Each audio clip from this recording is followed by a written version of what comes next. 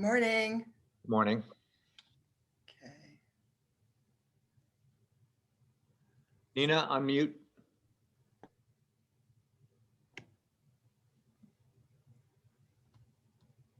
Morning. How are you, Deb? Good.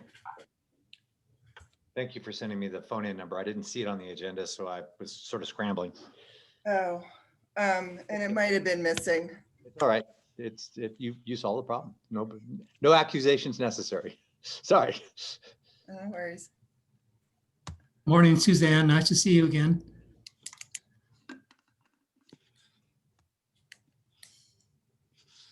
Hey, Mark. Hi, Peter. Hey, Deb. Can you hear me?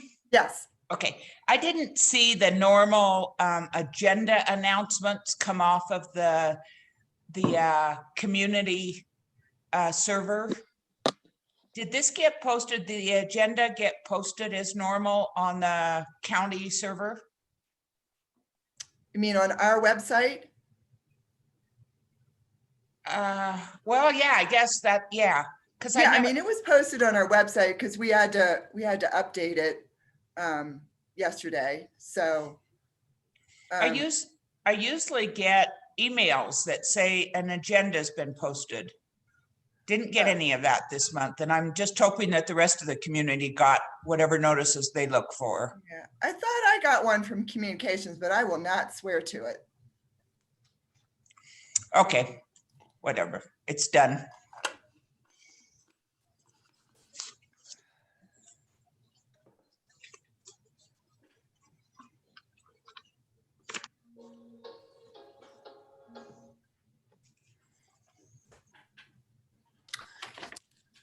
This looks about like the extent of those that are going to join us. So I will call the meeting to order. In attendance is Nina Lenz, Secretary, Peter Stalker, Treasurer Grace Robertson, Vice Chairman Mark Hendrickson, Chairman, Deb Adams, Library Director. Thank you, Chris, Amy, Tom, Dale, and Suzanne, Maggie, and Pauline for attending. It's nice to have our two partners, Amy and Pauline, on the phone with us. Thank you very much. The first item today is the adoption of the agenda, which I move to adopt.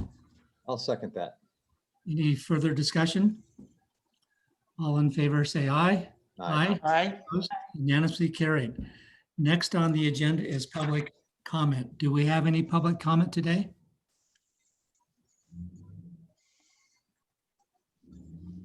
Hearing none, I will make a comment. I just wanted those that are attending today to understand that the board and the key staff have been working on a number of important items to advance the library that we feel very important, such as the budget and, of course, the director search process.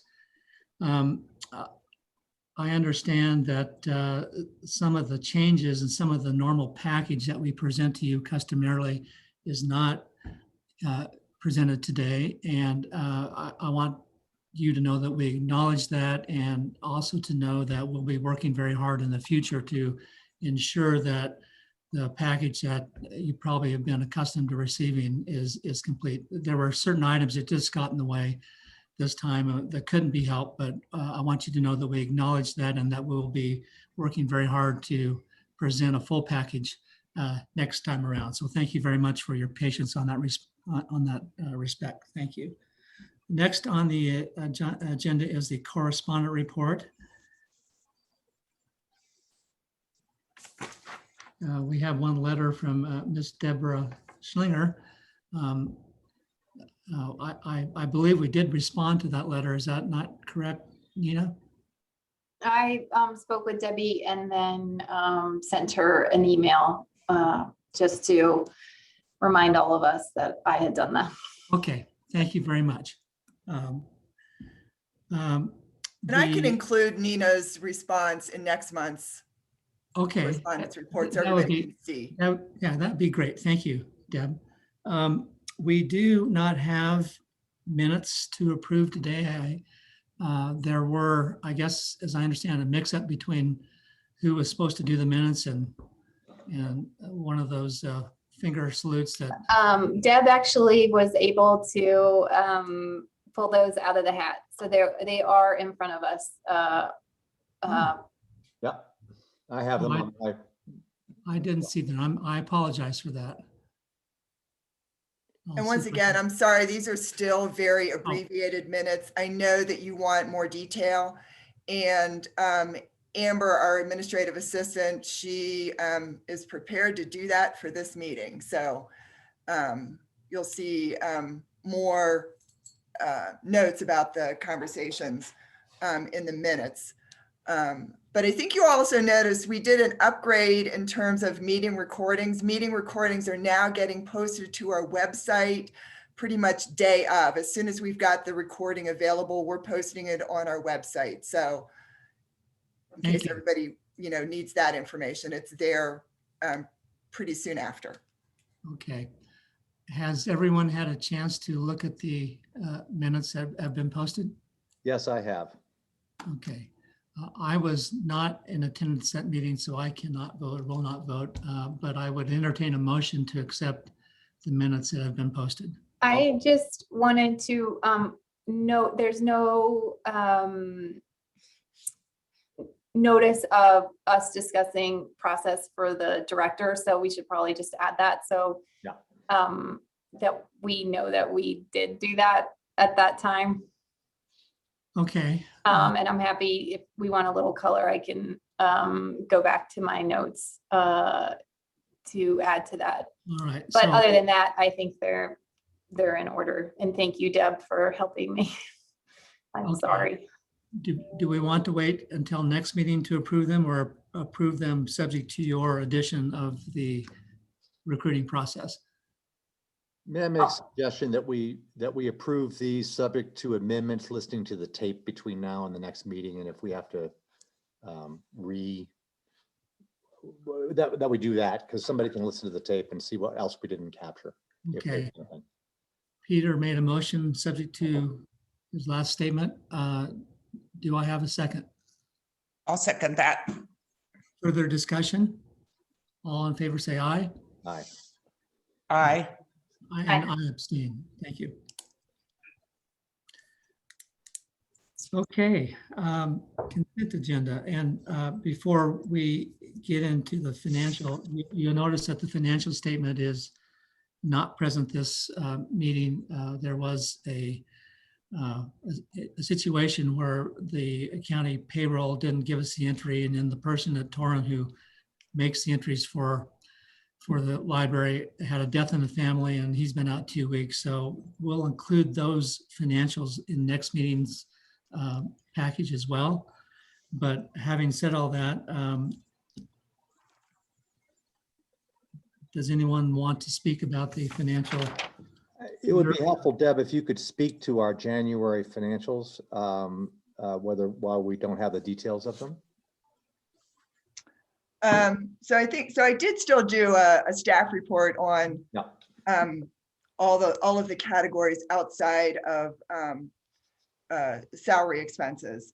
And the thing to note is, this is why I kind of included a graph just for a couple folks who are a little bit newer to the board, just to understand the revenue stream that goes with us being dependent on property tax revenues. Obviously, property tax is due twice a year. So that means there are like 4 months of the year where we're getting big sums of money, and then the other 8, not so much. And the little graph was just to show how that stream goes. So we're entering the time when there's a significant drop in property tax revenue, but that's why we have a 2-month cash reserve. So that's what tides us through until the next big chunk of property taxes are due. So otherwise, and you'll see that our motor vehicles tax revenue is above what we anticipated for the year.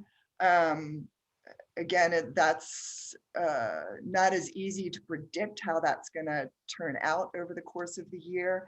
And we may not receive too much else from that for this year. You'll see in terms of expenses, there were some repair things that needed to occur. And the bills finally came through, and some of this has to do with the HVAC system and repair to boiler number 1, which leads to why we're wanting to proceed with that facilities condition assessment. You'll see later in the agenda, but otherwise expenses were fairly normal for the month. Even the payroll information we have is, it's all quite normal. We just need to get it booked into QuickBooks. Deb, are we caught up now between the records that the county needed and what we were, the hanging chat, so to speak, of what was left over in January? In terms of payroll? Yeah.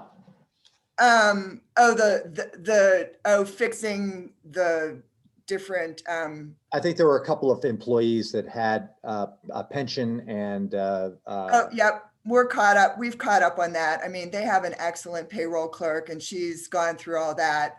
This will also, she had instituted everybody's merit increases. And then this is the pay period when people will see if there was any retroactive. She couldn't do both things at one time. It was allowed to do at one time because our staff's anniversary date coincides with the beginning of the calendar year. So she was processing that second piece, the retroactive piece on this payroll. Gotcha. But she's pretty caught up. She's pretty efficient. Good. Okay, further questions for Deb or Peter? Hearing none, do I have a motion to approve the January 2021 financial narrative and documents to come? I'll move that. Peter moves. Do I have a second? I'll second it. We're just approving the narrative, not the documents, right? Yeah, I said the documents to come next month. We're not approving those, but certainly that's right. Okay. I have a motion and a second. Further discussion? All in favor, say aye. Aye. Opposed, same sign. Thank you. Unanimously carried. Okay, director's report. Yeah. Well, just pointing out a couple of different things, just letting you know, I mean, that we started that additional cleaning, fogging once a week, disinfectant fogging that occurred when we moved into purple. We continued it into red. I think even with us, with the county moving down to orange, I think we're still going to continue that. It's not that expensive to continue to do it because we've literally been in orange for what feels like a minute. So it doesn't hurt for us to take that extra level of protection while we're here, just in terms of keeping the county moving in the right direction. So noting that, also noting, yep, we still are hearing from patrons about wanting to have longer sessions, wanting to have multiple sessions, and wanting to use the study rooms. Once again, I think some of that really isn't going to fundamentally change. As I looked back at sort of the map that the library had for how we'd provide services, it doesn't substantially change until we hit yellow. So that's the place really where we start to open the box more and allow more people in and start thinking about differences in terms of how we can provide services. So I'm hoping that we continue to move in that direction. Deb, can I ask a question on that? So the longer sessions, I understand the study rooms. I know we've gone over that many times. The longer sessions, 45-minute sessions, and then 15-minute cleaning. We can't relook at that given that we're in orange. I know that that's something that our more intense users would really appreciate. Why do we have to wait for yellow? That's a great question. And I think some of it is just when you look at the how the county sort of describes the difference between red and orange, a lot of it isn't really that much different in terms of people congregating and how much time they're spending, and things. So there's not a huge difference there. In terms of longer, I guess part of the challenge is, so if we give people, say, the 2-hour window, okay? So now in that 2-hour window, I can still only have 25 people come in, right? So instead of where before I could have 25 in the first hour and 25 in the second hour, that's 50 people. Now I can only have 25 people over that 2-hour. So we're actually serving more people by continuing with what we have for now. I do get that it doesn't match the need, that people have. Part of the thinking around the people only coming in for one session a day is the longer people spend in a particular place, the greater chance, if they happen to be carrier, the greater the chances that they're leaving the virus behind. So I know that's part of the thinking. And the idea is that everybody feels safe when they come into the building. That everybody feels good about being able to use the building. So I know that when you look at our usage statistics as they've been trending over the last month or so, are they clumped in certain hours? And what are we sort of averaging in terms of, a typical Monday to, weekday as opposed to a Saturday, I assume? Are we over sort of the 45, we're around 45, 50 people yet? I cannot drill. I don't have that data sitting right in front of me, so I can't answer your question. I'm happy to answer it. I'm happy to provide that information, but I don't have it sitting right in front of me. Mm-hmm.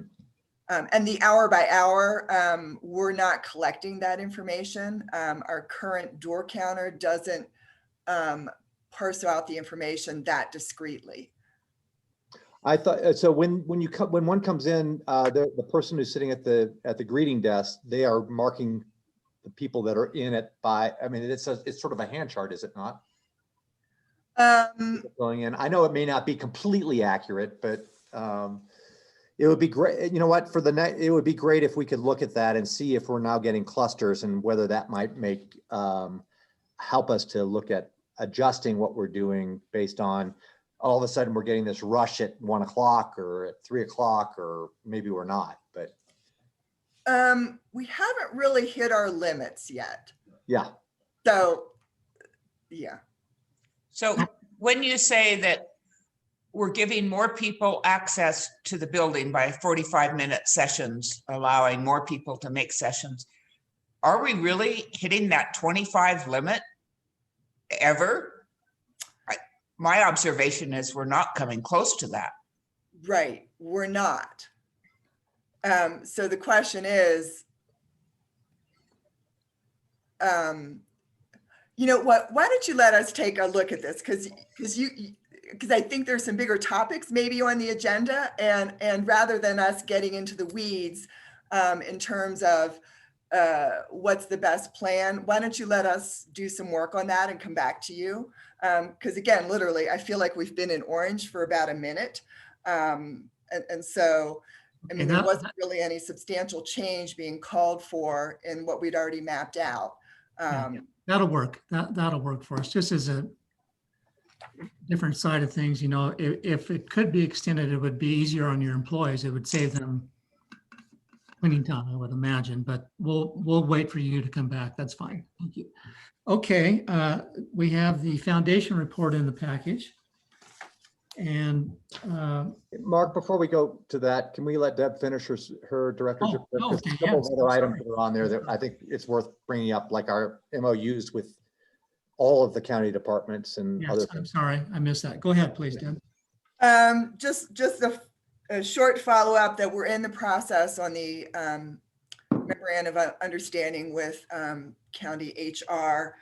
So we just have a draft out there that we're looking at, and obviously we need to put a little more meat on it, and then it'll need to be reviewed by a county attorney and looked at by multiple agencies. So I mean, and this is something that the library will eventually have to sign off on with the county commissioners. So, but letting you know, we're in process on that. hopefully we have something substantive to bring back to you next month. But it did kind of bring up the idea, and I think I mentioned it before, that we might want to think about, should we have some MOUs with those other county agencies that we're definitely already in relationship with, and that we've been in relationship for a long time. One of the more significant ones are Parks and Rec and County Attorney's Office, and we've been fortunate to benefit from their services for years. So I think it'd be worth it for us to pursue that if that's a direction from you all. Yeah, I think that anywhere the county touches us it's important, as now that we're at the size and scale that we are. I think it's a very helpful thing, and it adds clarity to what they do and we do. So I would be very much in favor of expanding that beyond the HR. I do agree with Peter. I think it's important to have some guardrails established. I'd like to come back to the MOU which started all of this between the county and the library regarding human resources and their services. I understand that what we're doing is expanding this to all of the support and MOUs to define that. But with respect to the hiring process, the objective and directions that we gave in the last meeting were that it includes an evaluation of the process and improvement where possible. And when that MOU comes back, I'd like to really see some evidence that the process has been evaluated for efficiency and effectiveness. And I appreciate defining it's important, but we also need to be doing some searching for improvement areas. So that's with respect to hiring. I don't know that that applies everywhere. Understood? Mm-hmm. Okay, Deb. The other thing just to mention, just in our sort of multiple conversations between board members and our other supporting agencies, an idea that's come up, and it sort of builds off of something that had been done in the past around a tri-board meeting, which is a whole lot of people from all three boards, would be maybe to have the executives of each of our three boards, the library board, the foundation, and the Friends, that we meet on some kind of a regular basis, just to be sure that we're all sort of on the same page, talking about the same, where are we going in terms of strategic plan, where are we going in terms of budget, what's happening with director search. I mean, just so that people, they're sort of our closest allies, and how do we make sure that they're in the loop on all of that. So I totally support that. Yeah, it builds on something that has been done. It's just a slight modification of that, but I think it might allow for some more substantive conversations that can happen when you have 30 plus people in a room. Mm-hmm. I love that idea. My only suggestion would be to include the liaisons, and maybe to keep the meeting small. One person could come in the beginning for foundation, and the other could come in for Friends, or if it's a whole thing that we think would both. But we do suffer from having to have multiple conversations about the same thing, and that might help eliminate that as well. So that would only be 8 people total, wouldn't it? 2 from each, plus the liaisons. Yeah. Yeah. That seems pretty manageable. Yeah. Sorry. Are there going to be minutes to those meetings? I think there could be reports from those meetings. I don't know if we want formal minutes, but Notes and reports will be produced. clearly an agenda will help everyone stay on task. So people will know what's being discussed. That could be circulated to the board. So when is this starting? Well, first I needed to know that you guys were on board. Well, I guess, I'm sorry, cart before the horse. Yes, it's a great idea. Can we start this in the next couple of months? I think it'd be great if we could start it in the next couple of months. I mean, obviously I'm not the long-term person who's helping with that, but at least to get the group up and going. Yeah, I agree. Let's do it. Mark, I'll leave it to you to, since I'm It's easy for me since I'm neither a liaison nor the chairman. So I'll leave it to you to set the schedule. How's that? Okay, let's try to schedule one in March, and if not possible, April. All right. And then just staffing, letting you guys know that, I mean, since I prepared this report, I actually made an offer. Offer has been accepted around the administrative services manager. Delighted, of course, to publicly announce that Stella Terrazas is coming back to Teton County Library. So Stella has a master's in library science. When she was here before, she was our reference librarian and collection development manager. In her time at other libraries, she's been an assistant director and most recently interim director. So she's got some serious seat time with libraries, and it'll just be mostly about getting re-familiar with how things are going here, but looking forward to having her on board March 8th. And is she A whole slew of budget stuff over to her. Is she comfortable, given her background as mostly director, assistant director? Is she comfortable with the intense administrative systems management aspect of the job? Yes, and we did talk quite a bit about, I mean, the distinction between, managing more public-facing departments versus managing more internal, and she's quite comfortable with the areas that she'll be supervising, and has had some experience in all of those areas. So, Great. I did enjoy reading the public comments and email comments. Thank you for including those. Yeah, if you want me to keep doing it, I can keep doing it. If you only want to see them every so often, whatever you want. But I can remember doing this before, because I think the board had asked for it before, sometime before, and I think it's good. Yeah. see it, great. If you don't want to see it. Since we have a training section on the on your director's report, I'm going to switch it to the training that the board has been, at least I've been doing, the every library training that that our state library has suggested. I've been through one session. I think everybody on the board has.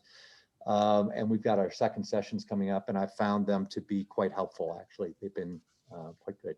So thank you for passing that on through Jamie Marcus. And I think there are three more sessions, I guess. One next week, and then one in March and one in April. Great. Thank you, Peter. TCL Foundation report. Any comments?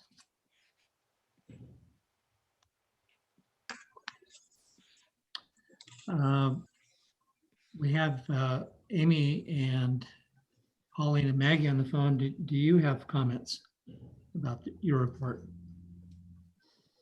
I don't have anything to add. I think the report is pretty comprehensive. The only follow-up to that would be a nice conversation with Nina between the last meeting and this one, for her to apprise us a bit of what she'd be presenting here today. So we had a heads up on that, which was really helpful. That was Amy and I meeting with Nina. So thanks for that.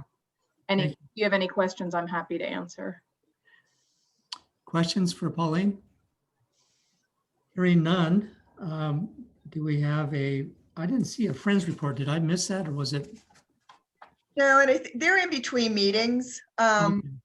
Plus, some of the information comes from the volunteer coordinator, and the volunteer coordinator has been out for a month. So, okay. Just, yeah.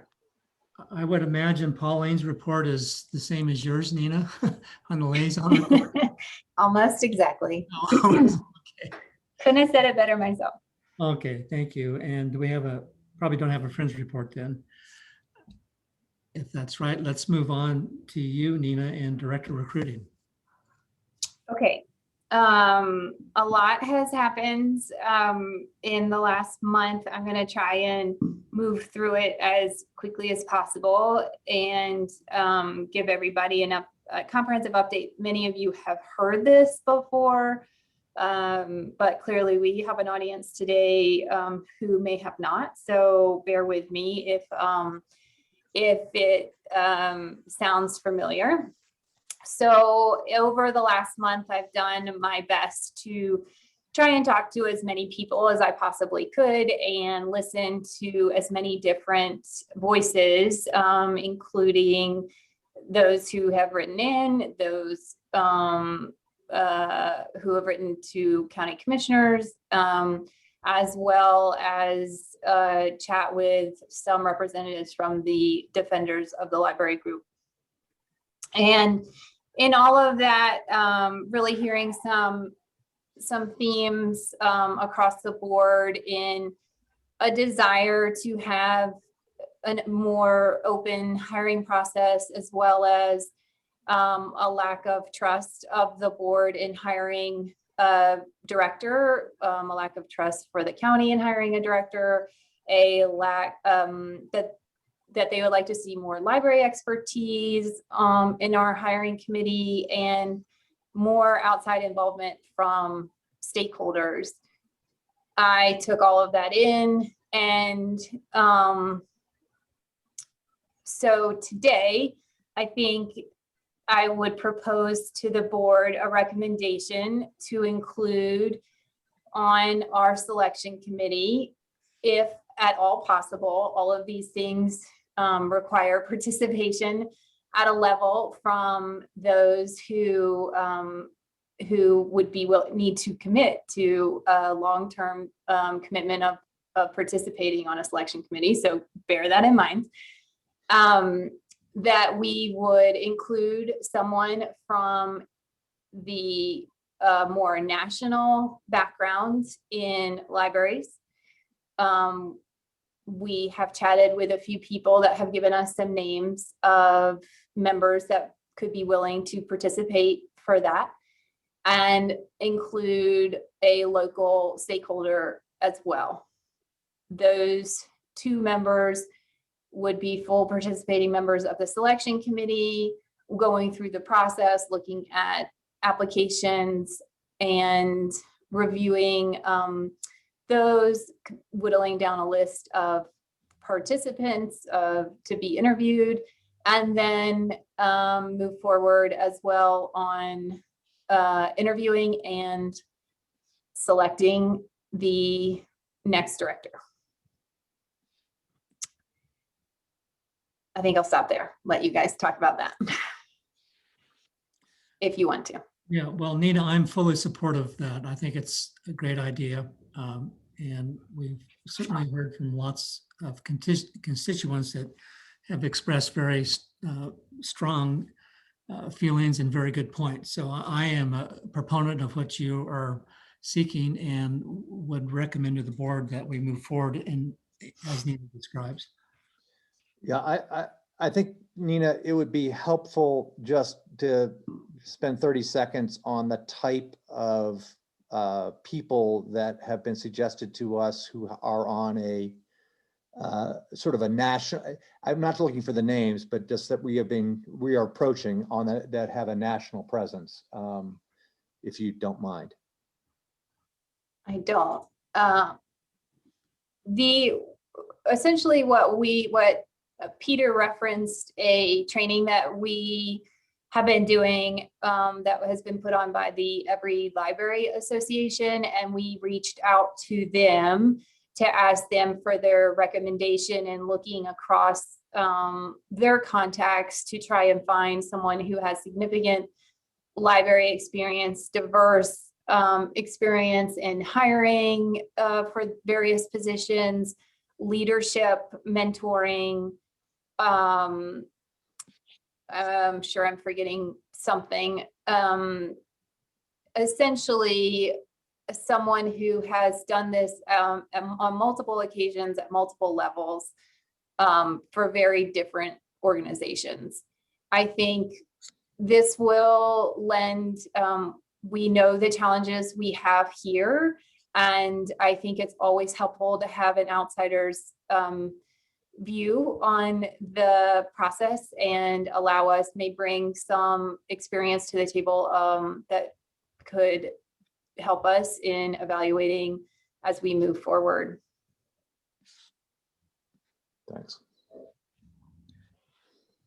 And further to that point, the local folks that have been suggested are very familiar with libraries, maybe even had worked in this Teton County Library for years.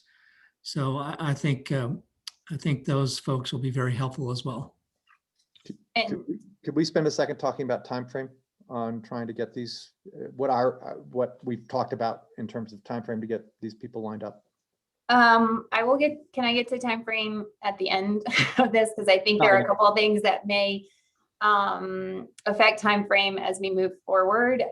Clearly, these people, we would want to bring them in at the beginning as soon as we could, so that they can be involved in every process of this.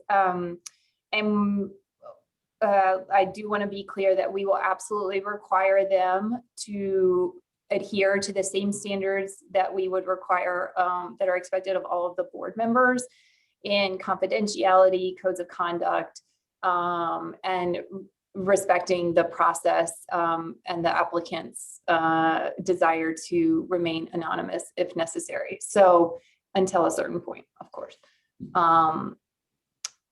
So then the other thing that's been happening in the background are reviewing the materials. Julianne did a wonderful first draft for us, and then they have gone out to all of the board.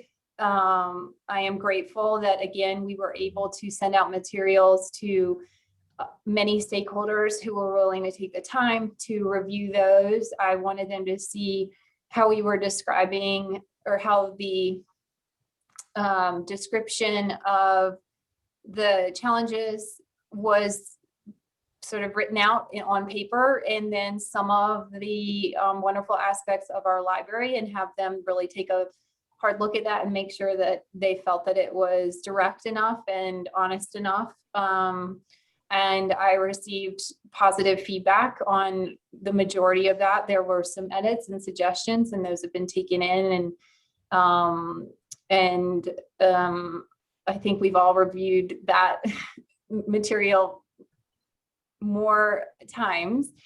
And I hope to have that presented today. The reason I'm not including it in the public narrative is that just this week, I had a discussion that was leading me down another path that I wanted to bring before the board.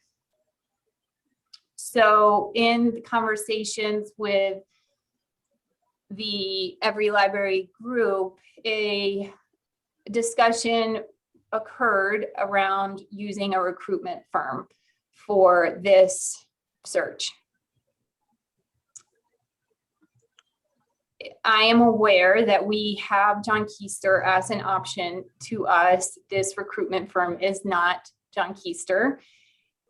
And this firm most recently did a search for an executive director for the ALA, and has done searches for libraries in the past, majority being academic libraries, but some searches for public libraries. I will assume that most public libraries cannot afford to hire a recruitment firm, and therefore their option to somebody using a firm is limited. They do have experience in hiring for many executive directors for nonprofit organizations. And so they do sort of have experience in hiring in a position that does report to a board. The ALA director reports to a board. I did speak with a partner of this firm to gauge their willingness to sort of take on a search for us, and whether that is something that they could find time for, and they would be happy to submit a proposal for that.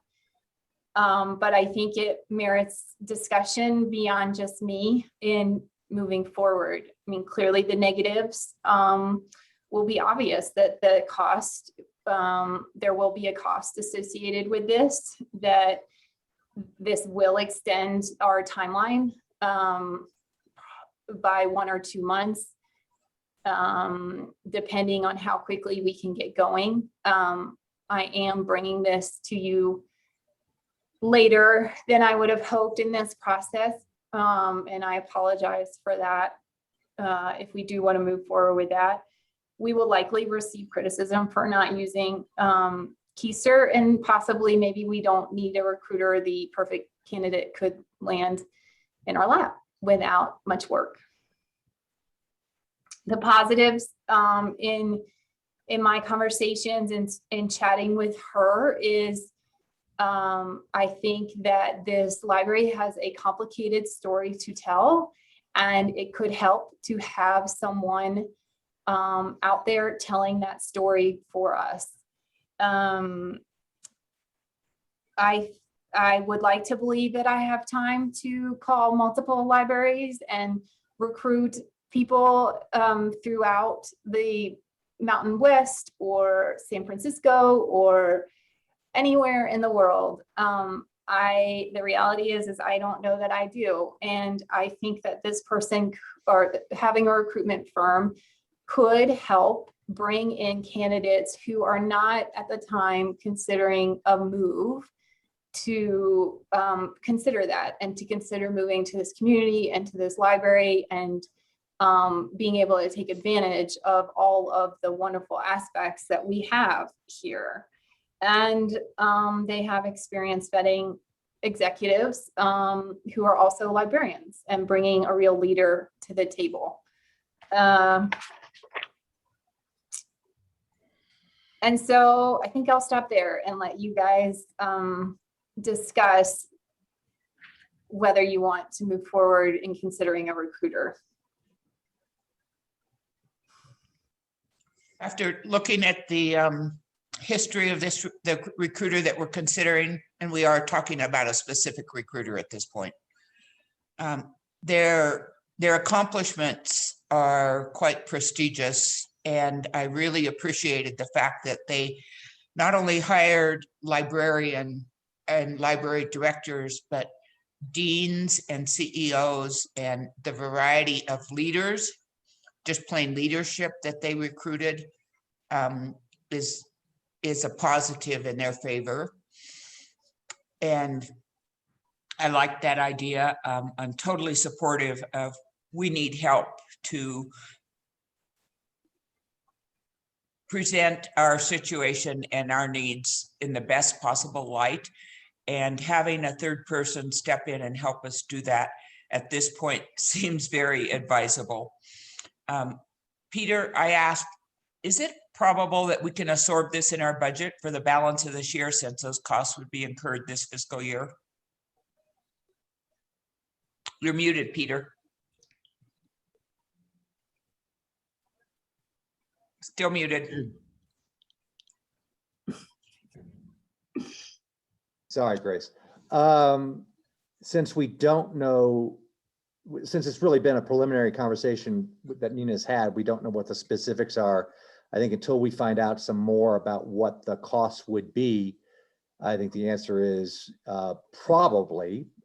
We have not talked yet about the budget submission, which shows that we are going to be able to contribute out of this year's financial year a lower request for property tax, for mill rate, basically because of COVID and staffing issues and so forth.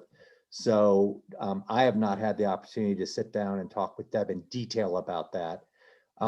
Right now, we are showing a little over $200,000 of monies flowing into fiscal year 2022 to help reduce our mill rate request. But it's something that I would like to sit down with Deb once we got beyond a preliminary conversation with this firm. So I'm really in favor of having some help from a recruiting element, And I'd prefer it be someone with broader experience than what Keister provided in the past. So I like this recruiting concept and this particular agency. That's my input. I'm not opposed to it. I think we need a little more detail. I probably would need to sit down with you, Mark Newcomb, and once we get more detail and talk through the logistics of it, maybe Peter or Grace and I can do that. But the concept of this I like. Deb? So just to be clear, the library would have to go through a process to do request for qualifications. Right. This is a professional service that likely costs more than $5,000, and there's a statutory requirement to go through this process. Right. Okay, so it's not difficult, but it's necessary. So before we jump on a bandwagon that we're going to hire a particular firm, I can hear Keith over my shoulder saying, this is the process you need to go through. So I just want to be sure that we follow all the steps. If that's where you want to go, then, I mean, we'll get right on getting out a request for qualifications. And Deb, I believe we've been in communication preliminarily with Keith, and those conversations are ongoing as well. There is an option to sole source if there is an argument that can be made for it. There was recently a evaluation of other firms, I think almost in the last year. I don't believe that process went through an RFP, that it was sole sourced at that time. So I did talk to Keith yesterday about it. So there are different avenues if we need to move. Well, I think until we have a more specific conversation with the search firm, which is going to happen in the next, should happen. I'm in favor of it as well, Nina. I think that it allows it brings a robustness and a set of reach that we just don't have as individuals sitting here. And I think because our reputation is known across the country right now for good and bad reasons, having a representative like that would be helpful if we can do it. So the next steps would be what? Then we would. I think at this point, we would receive clarification on sole source and RFP. We, if there is an avenue for sole source, I would advocate for that, given our experience in the recent past and our need for timeliness at this point, given the limits I have on keeping Deb right where she is.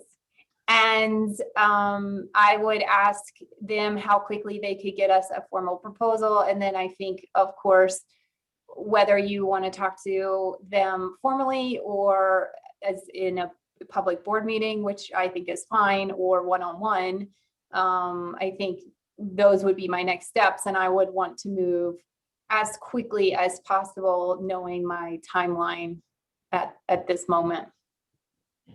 So I'm talking days and weeks. Right. This is the most important task that we have on our agenda. And, you know, this is not something that you should feel, Nina, that you are sole sourced on. So you certainly have my arms and legs and mind alongside you. And I know I'm pretty confident I can speak for the rest of the board as well. Yes, I agree with your time frame. Okay, do you have what you need, Nina, then? I do. And then I did just want to finally bring up, I think that we need to work on ourselves and adjusting the environment here. And I did want to bring up, and whether it needs to be discussed today or not is up to the full board. The ideas of doing a staff survey and a community survey.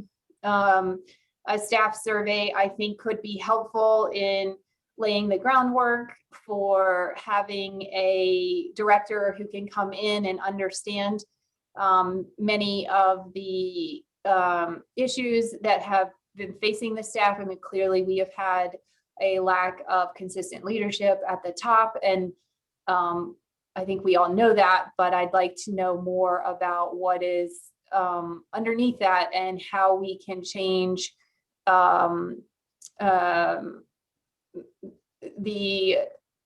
employees day to day, or and bring and sort of give the director a roadmap instead of having them come in and guess on what those things are. This may not happen concurrently. It may not be finished by the time we have someone new in here, but the beginnings to get it started, I think, could be helpful.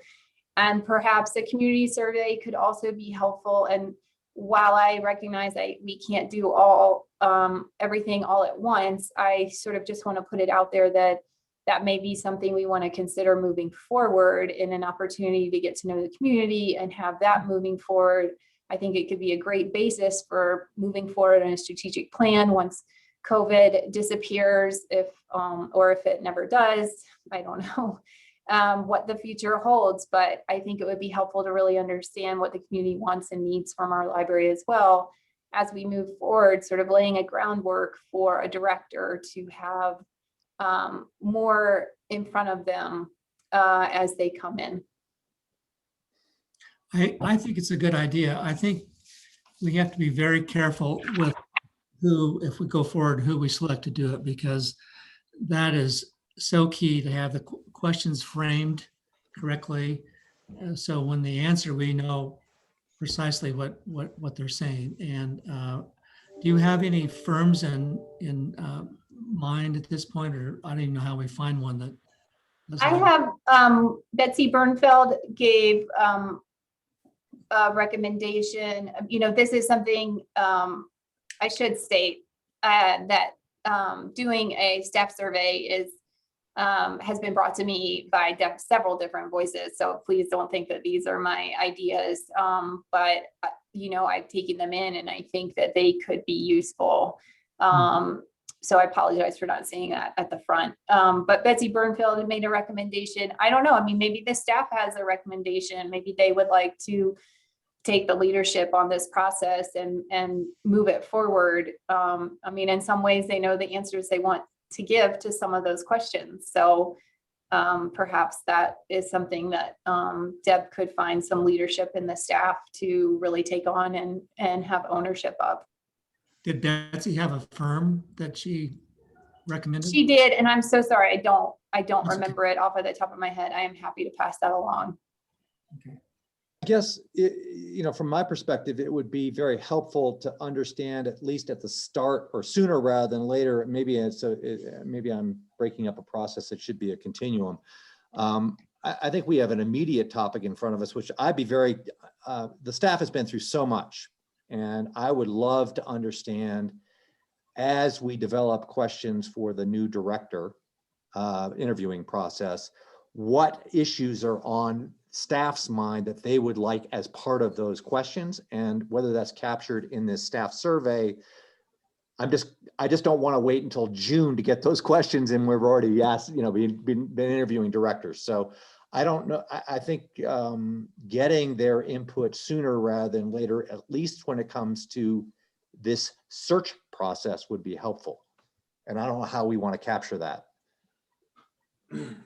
I do. So I didn't say this either, sort of moving in. I don't want to put the cart in front of the horse, knowing that we could be hiring someone to help us. But I do think there's an opportunity for the community or the staff to submit questions that could be asked of a director in an interview. And those could be, given to the recruiter. I didn't want to sort of get into talking about how we hire somebody when we haven't figured out how we I hire. just- I just feel like the staff has been through so much for so many times that getting their view, at least on this to start with, is important. So that's great. I'm sorry. Mark, excuse me, I'm going to switch over to phone. I've got to, and I'll just going to disappear for a couple minutes and I'll be back on. Very good. Thank you, Peter. And I don't think there needs to be formal movement on this. I just sort of want to put it out there and see what comes of it at this point. So. I think, go ahead, Chris. Excuse me. I'd like to recommend that we do look into the employee survey in the near, not far future. But I understand Deb's got some concerns about how to do that. And I'd like to recommend that we have a meeting with Deb and talk about how we could do some kind of a survey in a reasonable way. It's clear to me, hearing what I'm hearing here, that we all have little different ideas of what that survey means in our minds. And so I'd like to just recommend that we continue to talk about this in the near term and work with Deb on figuring out a way that we could reasonably do it to get the employee inputs. I feel strongly that we've heard a lot of employee concerns, but I don't really know what the majority of the employees are thinking. And we hear a lot of generalities about low morale, but we don't really hear enough specifics to deal with that. So I'm going to advocate that we continue to talk about this and we try to find a way to move forward, whatever that might be. Very good. And I would suggest that, I mean, if you proceed with having a recruiter, obviously there's a place, as you mentioned in there, for staff to provide input. And I think that they did at the last go round when John Keister was used, if I heard correctly, through staff. So there's some piece of what you're looking for that happens there. Not the bigger piece, but a smaller piece. Okay. Nina, do you have a clear view of what's going on? I do. Thank you. Okay, thank you. Thank you. Any other discussion regarding this subject? Okay, thank you very much, Nina, and the board for your great input. Deb, the staff report regarding the Alta branch cleaning contract. You're muted, Deb. There you go. My computer tells me when I'm muted. So this is pretty similar to the renewal that we did last month. We have the option inside of the contract for a 2-year renewal of cleaning of the Alta branch. Once again, it's with white glove professional cleaning, and it's at the same price.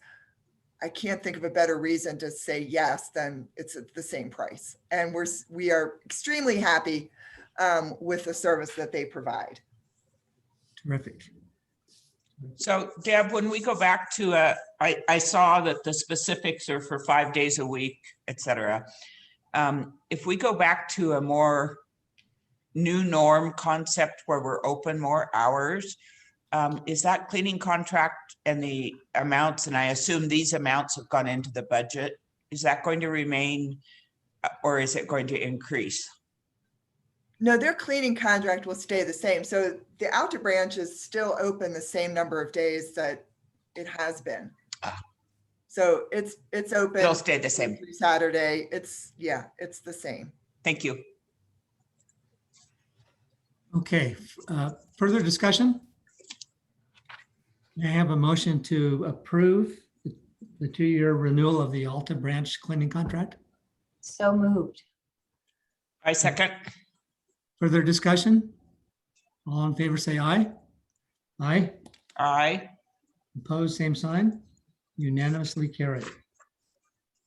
Okay, back to you, Deb, on the facilities condition assessment. So I think this has been sort of on the board's plate,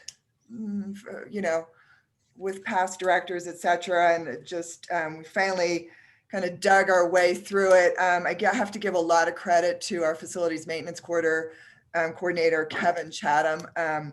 He really wrote the bulk of this report. And the other advantage in some ways to the delay on this was we got a much better price than they originally sort of quoted us. It's less than half of what they originally quoted us.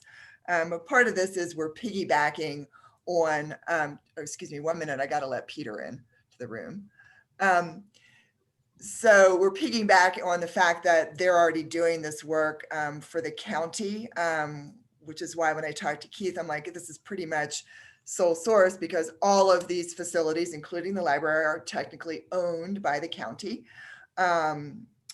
So this will give us, I think, the information that we've really been wanting in terms of, do we have a good assessment of what our capital repairs reserve should be? And, you know, we've used all the information that we could over the past and the best tools we could in the past, but now there's somebody that can give us a, you know, a more refined look at this and actually get in there. And they're accessing a database of a massive database of all of these different parts of the facility. So they can give us more concrete, more up-to-date information about what the actual cost is to replace that. Plus, this is their job, is to tell us what the condition is. And were we right in saying, yeah, that's going to last for 30 years, and or is it really only going to last for 25? So I think this is, I mean, this is a pretty good deal to get somebody to get in and give us this level of detail. It will not be ready, obviously, before we submit our budget here at the end of next week. But I think it does give us a lot of information,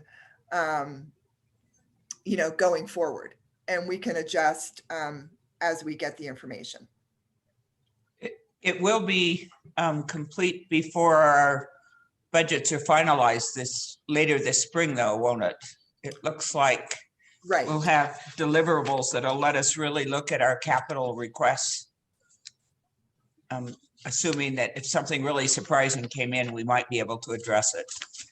Right. So, I mean, we should have it by the time we have to make, hopefully by the time we would make our presentation to the commissioners, and see if there's any major adjustment we have to make at that time. And same, it will be before we adopt the library's budget for fiscal year 22. Good, thank you. Okay, so this would be a sole source contract, as Nina was talking about. Correct. So that's why there's the specific language in the motion. So further discussion with Deb, then I will make a motion to approve the proposal by Bureau Veritas as a sole source contract, provide a facility condition assessment for the main branch in the amount of $6,500. Do I have a second? I'll second it. Peter seconds. Further discussion? All in favor say aye. Aye. Aye. Opposed? Thank you. Okay, thank you very much, Deb and Kevin, both. Last on the agenda is the budget.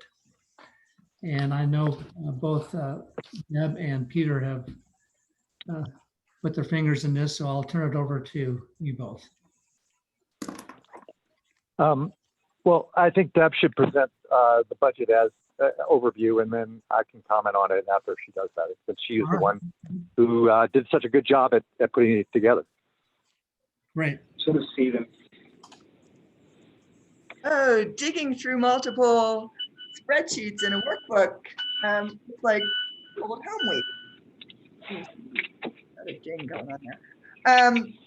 So just an overview was that, I mean, this incorporates a direction that came from the county commissioner with respect to keeping our budget flat at our, you know, amended level.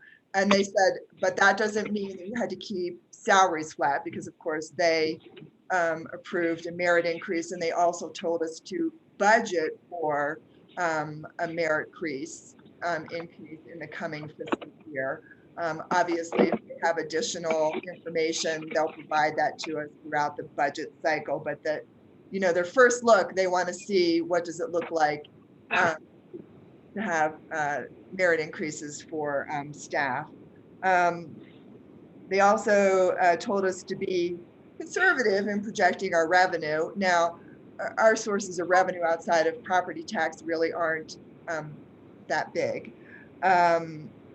They also told us to prioritize any capital requests we have, and ours is really sort of small capital requests outside of funding the capital repairs reserve.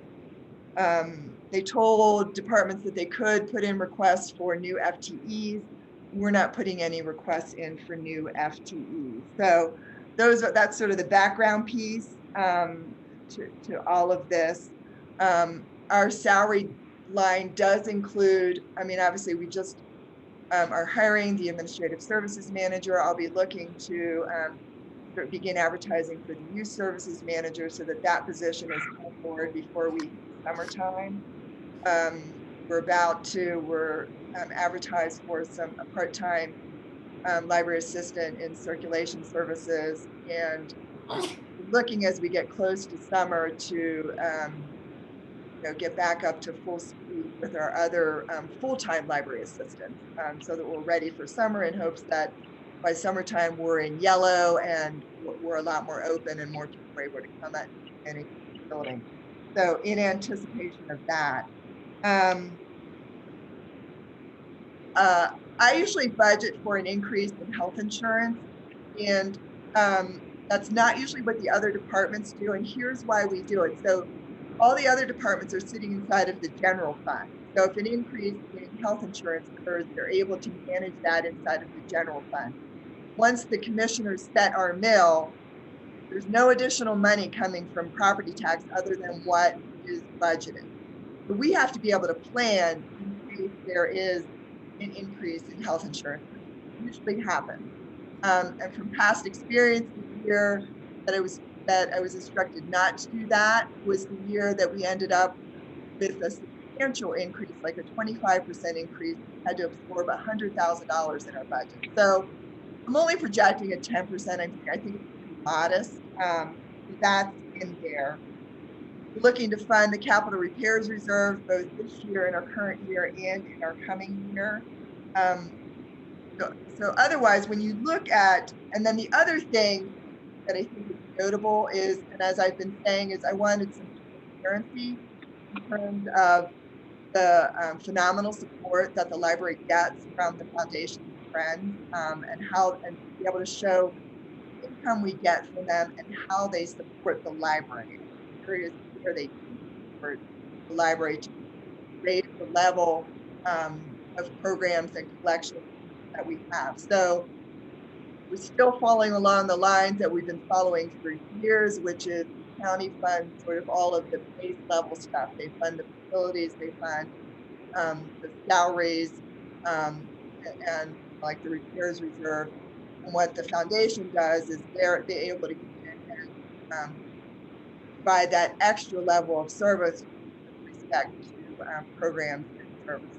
So where before it would look like we were not spending any money on programs, when in fact there's a wealth of programs, now we can see that it's happening because of the foundation and friends income. So, that's what it's, so trying to just show that, and that's all highlighted where they are. There was one exception there in terms of facilities, with adding a small amount, building improvements, and that's in anticipation of the library being able to forward on the board's direction to Filament Mind. It was kind of odd for me. I was there at the beginning, but maybe that I'm there at the potential ending of Filament Mind coming down. But otherwise, you'll see the bulk of Foundation and Friends funding supports programming and collection in areas. But overall, I mean, the main reason that there's an increase in the library's request for property tax dollars boils down to funding it a full year of step increases and funding the capital repairs. I would add a couple of things, Deb. I think it is incredibly helpful, the work you've done to show just how the Friends and Foundation are contributing to us. And this transparency, it's a fuller view of what our actual operations are like, and that's incredibly helpful.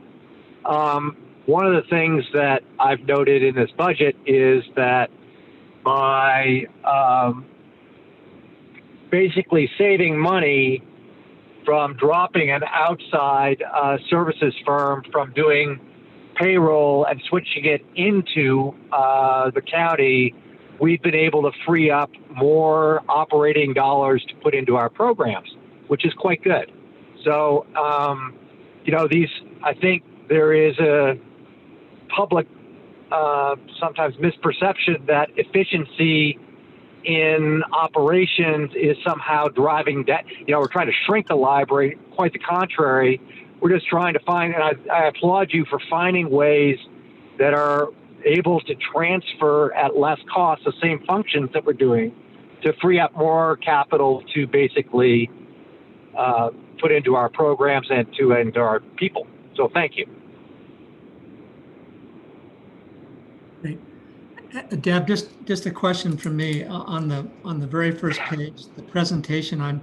I know this complies with the way the county wants to see it, but when you halfway down the page, it says anticipated available cash 7/1/21 of 208,000 and some change.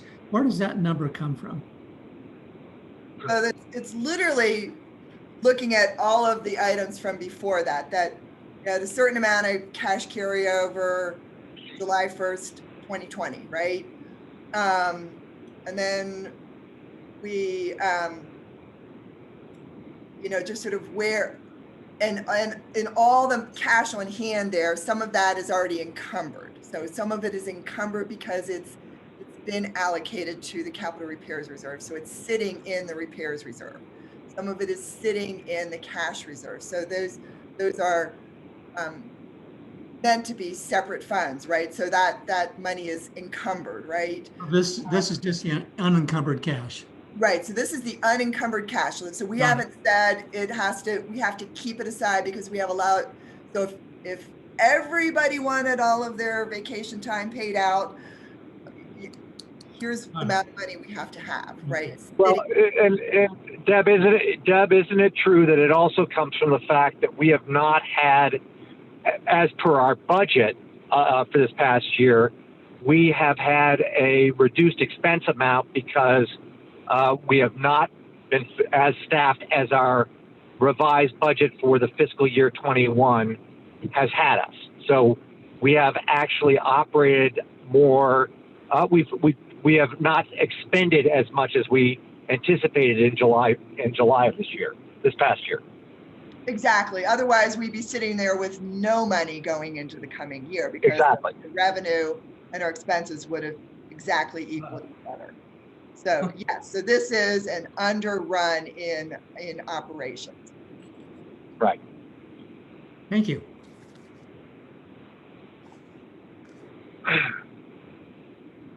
Okay, any further questions for Peter or for Deb? Can I have a motion to approve? So I will move it. One little thing. So this is just, if you would just allow me the minor variation every once in a while. I mean, we find last minute little things that we need to adjust. So nothing big. No, Deb, when is your submission date? February 26th, so a week from Friday. Okay. Those items are usually less than $5,000. Yeah, it's usually pretty small. I mean, if it was any more than that, I'll ask for a special meeting or something, for you to look at. Okay. Well, I'll make a motion. I know Peter did, but I'll continue it on to approve the 22 budget for submission with the provision that Deb may alter the budget up to an amount of 10,000 or less. So do I have a second for that? Yes, I'll second that. Further discussion? All in favor, say aye. Aye. Opposed? Same sign. Unanimously carried. Here, one final thing, if you would do the vouchers, please. Yes, so I have gone through the vouchers twice. And I apologize, the same person who has been out on death leave had a family death, is responsible for running the payroll as part of the voucher system. I looked because I signed at all the individual payroll side. The only voucher of note in this last cycle was, and I don't have the specific number in front of me, it was roughly $150,000. It is it has to do with the foundation and the grant that they are giving to underfunded libraries in Wyoming, and they reimburse us for that. Everything else was completely in order, and I would move that that was in order as well. It was a large number. Mm-hmm. But they were very much in order, and I would make a motion to approve all the vouchers as I have signed them. Okay. Do I have a second? Second. Nina seconds. Further discussion? All in favor, say aye. Aye. Aye. Opposed, same sign. Aye. Okay. We're coming to the conclusion of our meeting. Thank you, everyone, for attending. Thank you, public, for attending. And we'll see you all or hear from you all next month, next meeting. Thank you, Deb. Have a good day. Thanks, everybody.